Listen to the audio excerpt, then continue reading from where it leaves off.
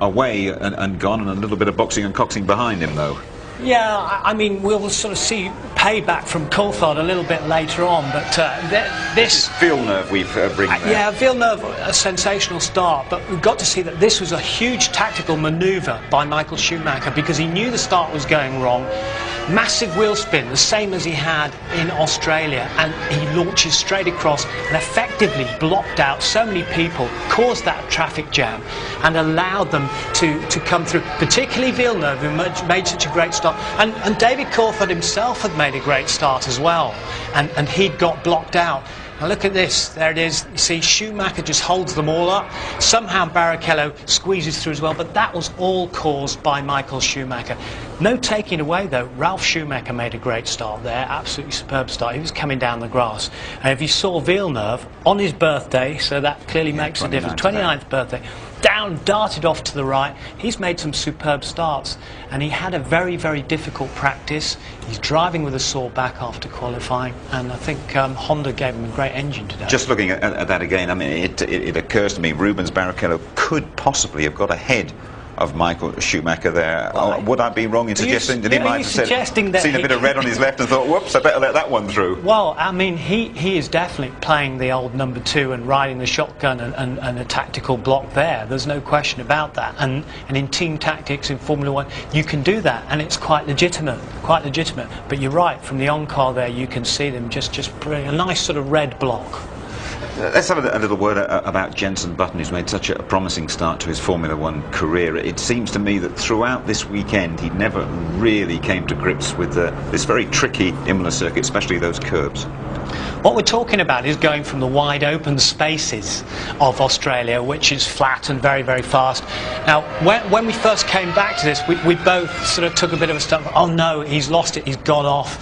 Perhaps he'd gone off with Genet there, but he hadn't. The engine had just let go suddenly, and obviously the Minardi behind him had spun out on the oil, and he'd gone off.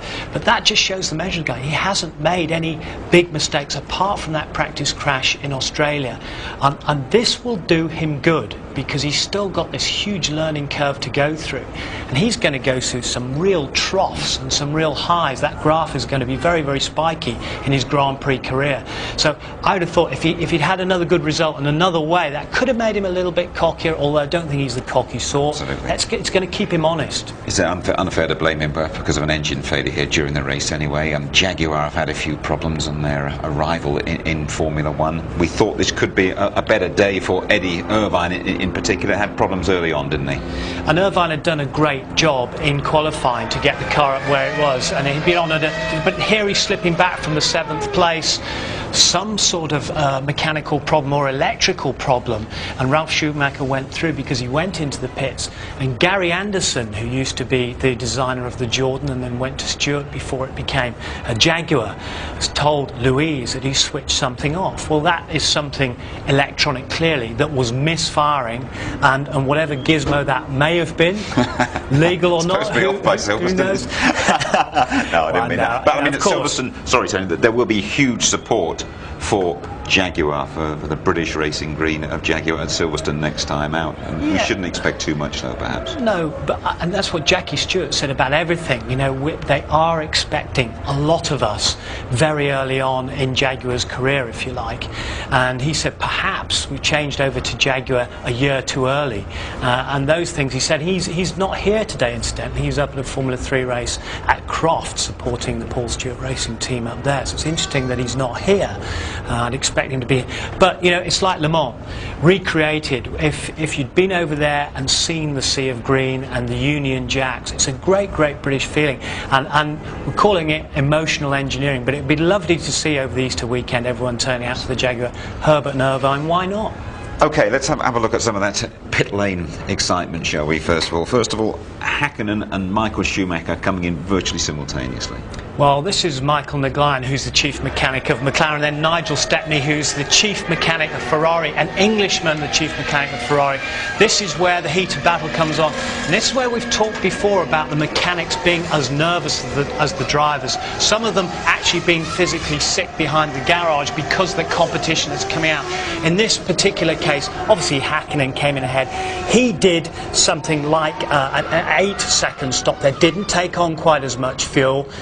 9.9 seconds there for Michael Schumacher. He took on that extra bit of fuel so he was going to stay out later, and that was where part of the tactics came into play. But that's only part of it. The drivers got to be able to put it together, and who better than Michael Schumacher to do that? You have to be part of those pit crews. Just give us some insight into the tension when you await a Schumacher or a Hakkinen. Well, I mean, in my case, I was waiting for the great Niki Lauda, and I can give you one instance at Monte Carlo where I was in charge of the whole jacking system for the car, whereas a hydraulic jack, we plugged it in and the car came up on automatic jacks.